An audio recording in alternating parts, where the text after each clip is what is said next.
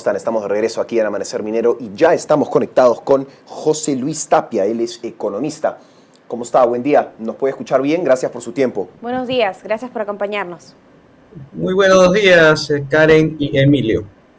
Gracias por estar acá, lo escuchamos muy bien.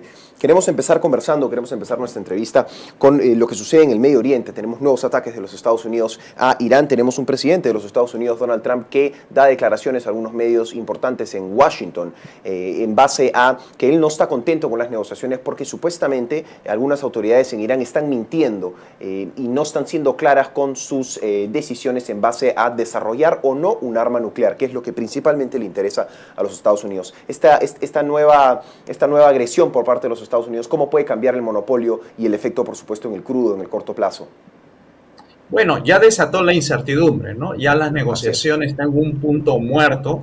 Básicamente, con eso el mercado está revelando cuáles van a ser, digamos, de aquí para adelante los precios. Los precios ya ahora el petróleo está en $76, lo cual va a significar de que las bolsas van a ir moviéndose hacia abajo, es decir, toda la previsión que había de que el dólar iba a subir y que el petróleo iba a bajar y todo eso, creo que va a estar en un punto ya de retorno. Ahora vamos a tener que proyectar todo eso hacia el Perú y ver de qué manera nos va a afectar. Ya es conocido, como siempre, de que cada vez que sube el precio del petróleo, aquí ya empieza a especularse sobre los precios de la gasolina para comenzar. Y los grifos tendrán que actualizar sus precios, ya no estaremos con los 22 soles ahorita, sino que vamos a hablar ya de 25, 26. Y seguramente el gobierno va a empezar a mirar esto a través de este fondo de compensación o de estabilización de precios.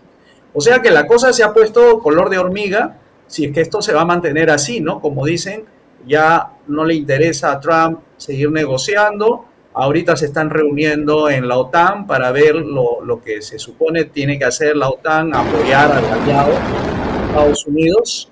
Y entonces va a tener que desatarse todo un escenario geopolítico y geoeconómico, ¿no? Que va a tener repercusiones en Europa y también acá en el Perú.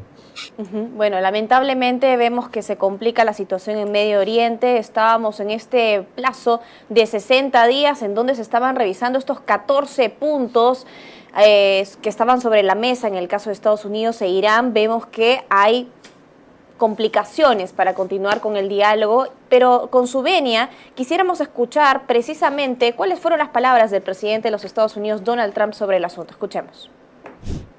Is the ceasefire done? Is the MOU dead? It's a very interesting question. To me, I think it's over. I don't want to deal with them anymore. They're scum. You know what scum is? They're scum. They're sick people. They're led by sick people. And they're vicious, violent people. And if they had a nuclear weapon, they'd use it. As far as I'm concerned, it's over. I'll speak to our negotiators. They want to negotiate. They're good people. Steve Witkoff, Jared Kushner, but they have to come back to me. As far as I'm concerned, it's just a waste of time dealing with them. They're liars. We make a deal, and if I make a deal with him, we have a deal, and he goes out, he talks. We make a deal. Everyone's agreed. No nuclear weapon. We make a deal. They go outside, talk to the press. They say, we never even talked about it. There's something wrong with them. They're cuckoo. As far as I'm concerned, it's over. Bueno, siempre hemos escuchado dos versiones de lo que está sucediendo en este conflicto. Por un lado, al presidente de los Estados Unidos, Donald Trump, y por otro, en la prensa de Irán. Pero lo cierto es que este conflicto hace que el petróleo suba más de un 6% luego de estos nuevos ataques entre ambos países y la repercusión ahora a nivel internacional va a ser bastante fuerte. Quisiéramos comentar con usted cómo ahora el presidente de los Estados Unidos vuelve a imponer sanciones petroleras tras los ataques de Irán y cuáles van a ser, por supuesto, las consecuencias a nivel internacional. Bueno, inmediatamente el precio va a empezar a subir, ya que la expectativa era mantener el precio hacia la baja, pero con todo esto que se ha venido dando en las últimas horas, lo que se espera es que los mercados reaccionen, y no reaccionan por los hechos, reaccionan por las expectativas a futuro que vayan a darse, ¿no? O sea que vamos a hablar no solamente de millones de barriles de petróleo que se van a dejar de comprar por ahí, por el estrecho de Hormuz, sino que además se va a volver a hablar de incertidumbre y se va a frenar las inversiones. O sea, tampoco es algo que tenga que ver solamente con petróleo, ¿no? Se tiene que hablar ya incluso hasta de los seguros marítimos, van a subir de precio ahora que el riesgo de sacar un barco o un buque desde el estrecho de Hormuz y traerlo acá implica pues que ya los riesgos van a trasladarse a los precios, y los precios también revelan muchas cosas, ¿no? Entre ellas, el transporte se va a volver caro ahora traer petróleo de cualquier parte del mundo bajo ese escenario pues también va a generar expectativas, y no solamente los hechos van a confirmar lo que hemos estado diciendo ahora, ¿no? Cierto, si continuamos hablando de los Estados Unidos, pero ya conversamos sobre el posible efecto que pueda tener en nuestro país en línea con lo que usted menciona. El gobierno del actual presidente José María Balcázar ha presentado al Congreso un proyecto de ley que busca ampliar el ingreso al Perú de mercancías producidas total o parcialmente mediante trabajo forzoso. Ahora, esta iniciativa que propone el Ministerio de Comercio Exterior y Turismo y el Ministerio de Trabajo elaboran un listado de empresas o productos sancionados por esta práctica para que la SUNAT pueda restringir o decomisar dichas importaciones. ¿Considera usted que este proyecto de ley responde a una necesidad interna o busca principalmente evitar posibles sanciones por parte de los Estados Unidos? Bueno, esto es proteccionismo, ¿no? O sea, lo que trata de hacer, imponer un nivel, digamos, de estándares ambientales, laborales, etcétera, es una forma encubierta de proteccionismo. Yo creo que están pagando los platos rotos tanto los que hacen estas importaciones o sea, traer desde Estados Unidos, desde el Perú para abrir el mercado y considerar esos artículos como, digamos, negativos. Es una forma de evitar la competencia en los Estados Unidos de los productos peruanos. Ahora, sabemos que hay reglas de juego, ¿no es cierto? No se puede permitir este tipo digamos, desde Estados Unidos importar productos bajo ese nivel de desprotección laboral. Pero, como vuelvo a repetir, o sea, aquí hay un tema de proteccionismo porque están pagando justos y pecadores. No todos los productos son de esa magnitud. Entonces, incluso considerar a los productos peruanos de manera muy abierta, libre, para poder sancionarlo, eso pues no ayuda en nada. Y por supuesto las reglas de juego vuelven a moverse, ¿no? Todo parecía estar estable y ahora que se pone este tipo de reglas, nuevas reglas, digamos, entorpece, ¿no? Todo lo que refiere a comercio internacional requiere reglas estables, no solamente en el Perú, también en el mundo y en el comercio principalmente, ¿no? Ahora, esta propuesta, hay que decirlo, surge en medio de un contexto delicado, porque Estados Unidos recientemente ha incluido nuestro país, a Perú, dentro de una investigación que abarca 60 días, 60 países, por presuntas deficiencias en la lucha contra el trabajo forzoso, ¿no? ¿Cómo podría afectar, en todo caso, esta investigación en las exportaciones peruanas, pero también en la confianza que podemos proveer a los inversionistas? Bueno, de todas maneras van a disminuir algunas exportaciones que se verán afectadas, ¿no? Entonces esto, de hecho, va a generar mala prensa, digamos así, para los productos peruanos.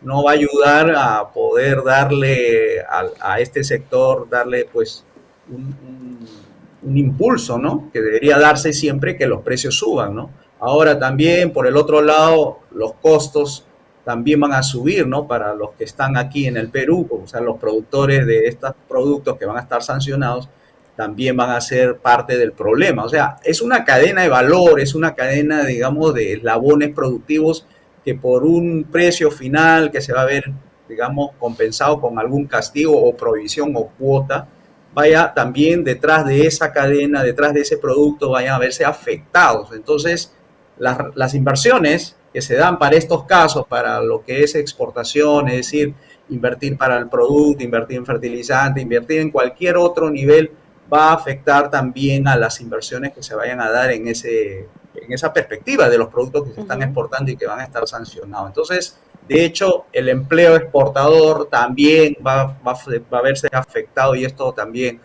tendrá repercusiones para los bolsillos de las personas que viven de ese empleo, ¿no?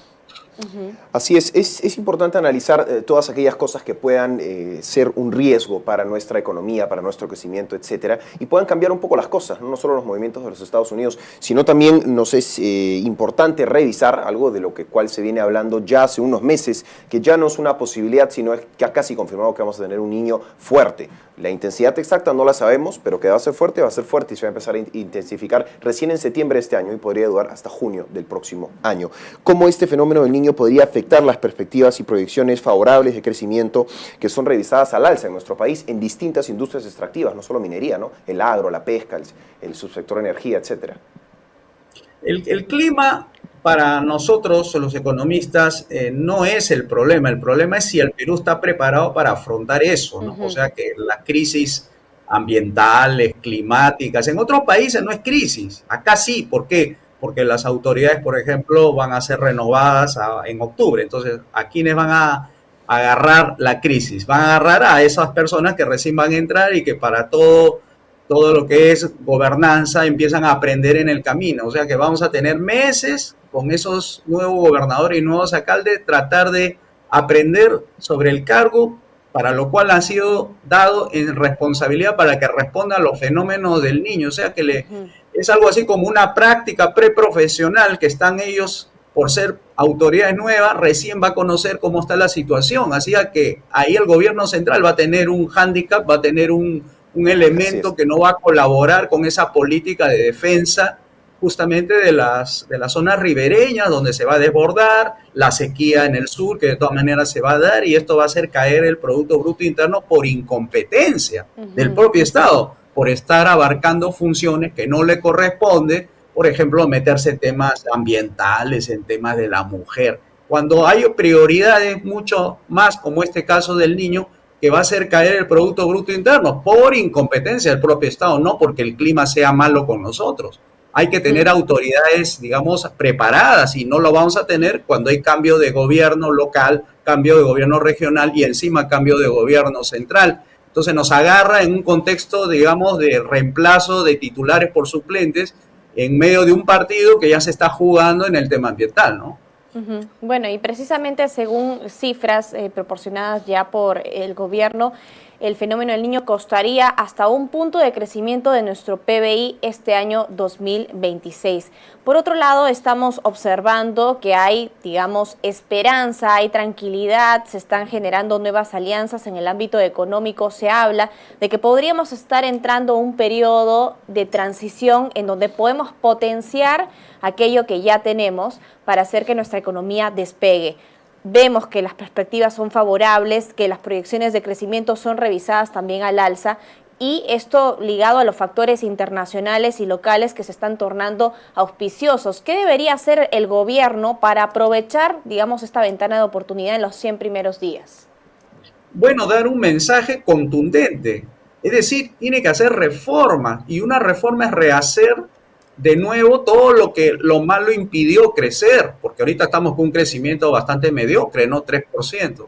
Deberíamos crecer 6 o 7 y eso requiere abrir todos los mercados, hacer privatizaciones masivas, desregular la economía, hacer que el Estado funcione en justicia, seguridad y obras públicas y más bien retirar al Estado en educación, salud y en todo lo que está haciendo mal para dárselo al sector privado. Pero eso requiere reforma, requiere apoyo del Congreso, que ahí más o menos está dividido la cosa. O sea, tiene que hacer un buen trabajo político y poner a ministros políticos, no vaya a meter ministros técnicos, porque los técnicos por lo general no hablan mucho, hacen, pero no comunican y para ganarte la opinión pública, sobre todo un proceso de reforma, requieres justamente la cintura, conversar con los actores políticos para que le den la venia, para que deroguen esas leyes malas que no permiten avanzar en el crecimiento económico, que es lo que la gente le está pidiendo, más empleo, pero más empleo se lo va a dar el crecimiento, no se lo va a dar el gobierno. Y por eso el gobierno tiene que abrir la cancha, conversar y hacer reformas urgentes, porque esto ya viene desde los 90 atrasado. Correcto, tenemos información regresando a, por supuesto, y con su venia, el fenómeno de niños, su posible efecto, y en la niña con lo que menciona, ¿no? Que es importante tener gente que tenga capacidad técnica, pero que ejecute y comunique para que gane la opinión pública. El gobierno va a destinar más de 4.200 millones de soles para prevenir desastres para el fenómeno del niño. Conversábamos con algunos analistas la semana pasada y esta cifra no les parece suficiente. ¿Cómo lo ve usted? Miren, 4.200 es insuficiente, pero el dinero está sobrando por el otro lado, 100.000 millones de soles de superávit por no haber ejecutado los alcaldes, quienes han tenido dinero y no lo han sabido aplicar. O sea, ¿de qué déficit fiscal estamos hablando? Estamos hablando de que hay 100.000 millones que no se han ejecutado. Bueno, esos 100.000 millones tienen que pasar inmediatamente a las partidas presupuestarias, sobre todo para estos fenómenos climáticos, donde se va a necesitar grandes reconstrucción, ya ni siquiera construcción, porque ya el desastre se viene encima y no se van a poner a construir represas, y las represas toman años en hacerla, así que van a tener que de nuevo volver a hacer lo que ya hicieron hace años, y seguramente muchos de las obras de reconstrucción, esa autoridad que se le denominó así, reconstrucción con cambio, ha dejado de hacer para el caso de los ríos que se han desbordado y bueno, han dejado las obras inconclusas. Entonces, plata hay, gestión es lo que falta y eso va a ser, en la medida de lo posible, que sea reforma del Estado para que haga bien las cosas de aquí para adelante, ¿no? Sí, porque se ha cuestionado bastante, digamos, el gasto en nuestro país, que no se ha, digamos, colocado sobre la mesa cuáles son las prioridades y que de alguna manera estamos invirtiendo mal, observando cuáles son los problemas álgidos en el Perú. Ahora, definitivamente estamos ya frente a un nuevo gobierno que esperemos sea de 5 años, porque la estabilidad política es lo que va a permitir que el país pueda avanzar. Pero ¿cómo ve las fichas que se están presentando, los nombres que se están voceando para dirigir ciertos ministerios del gobierno de Keiko Fujimori? Bueno, casi todos los nombres de los que integran los equipos de transferencia son bastante desconocidos. Uno que otro por ahí serán conocidos. Parecen ser técnicos, ¿no? Parecen no haber estado en política antes. Y eso me preocupa porque tiene que ser un gabinete político, porque tiene a medio Perú en contra de la presidenta. Entonces, si tú quieres gobernar, tienes que gobernar para todos, no gobernar para los que han votado por ti. Y si no tienes políticos, porque político es saber convencer al otro de las medidas que vas a dar, entonces no vas a tener pues un gabinete establecido para hacer una tarea de unificación, porque acá lo que hay que hacer es que el Perú se una, no que esté dividido, así no se puede gobernar. Por más que haya sacado 40.000 votos de diferencia, eso no es gobierno, prácticamente está empatado. Entonces hay que convencer a la otra parte de la necesidad de hacer reformas liberales, haciendo justamente la tarea de los ministros, del equipo también viceministerial, que también es otra parte que a veces no se ve bien, tenerlos y ponerlos a trabajar, pero también en la parte política, porque van a tener que hablar con muchos actores y no solamente los que están en el Congreso. Se vienen las elecciones regionales y municipales y ahí tienes un montón de movimientos regionales que no responden a los intereses de los que se encuentran representados en el Congreso. Entonces, ¿cómo va a ser el gobierno si va a tener unas elecciones que se le viene y que va incluso a neutralizar cierta agenda que quiere poner la presidenta, porque más se van a interesar en quiénes son los que van a entrar a gobernar que los temas que se van a poner sobre la mesa? Entonces, no nos ha tocado realmente un buen escenario con una crisis climática que ya se viene, con un fenómeno del niño costero o la niña, y encima tenemos toda esta configuración negativa de la guerra con Irán, que prácticamente ya está en un punto de no retorno, y vamos a tener que esperar que la presidenta asuma sus funciones para que se pongan a trabajar los ministros, que tienen que ser ministros políticos en un contexto político para un escenario económico bastante negativo, ¿no? Bueno, Rafael Belaúnde se perfila como el ministro de Energía y Minas en el gobierno de Keiko Fujimori, ¿no? Ya sería uno de los nombres que está sonando bastante fuerte. Él fue ex candidato presidencial también de Libertad Popular y tuvo un cierto rol anteriormente en el gobierno de Vizcarra. Si nosotros nos enfocamos actualmente en lo que necesitamos quitar del camino, el principal obstáculo que tiene la economía en nuestro país y también el sector minero, que es el motor para el Perú también, ¿cuál sería ese obstáculo? Todo lo que sea desregulación, o sea, las regulaciones están ahogando a todos los niveles de emprendimiento, desde la gran empresa que tiene regulaciones ambientales absurdas, hasta la microempresa que sufre de lo que se llama la persecución municipal, que tienen a veces algunas autoridades por quererle sacar dinero a estas personas que quieren emprender.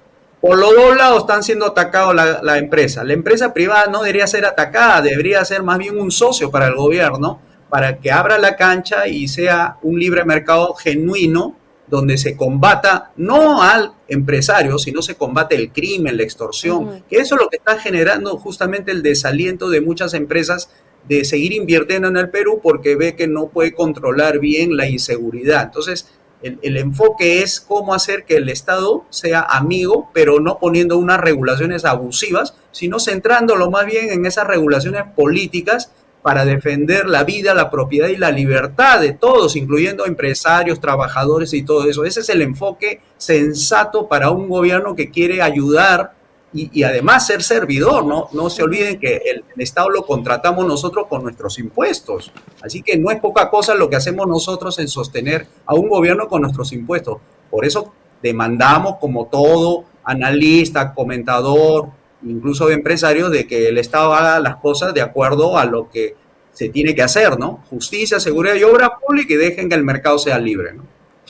Así es, y sobre todo me quedo con lo que mencionó al inicio, ¿no? El porcentaje de crecimiento. Estamos en un 3% y no hay que quedarnos contentos. Deberíamos estar en un 6, en un 7, y hay que buscar todo lo posible para llegar a esa cifra. Es correcto. Entonces, si 6 o 7 es la meta, bueno, ¿qué hay que hacer? Bueno, hay que abrir los mercados, desregular la economía, volver a las funciones esenciales al gobierno, justicia, seguridad, obras públicas, y ahí tendrás todo el atractivo necesario dentro del continente sudamericano para que vean al Perú como un nuevo Singapur.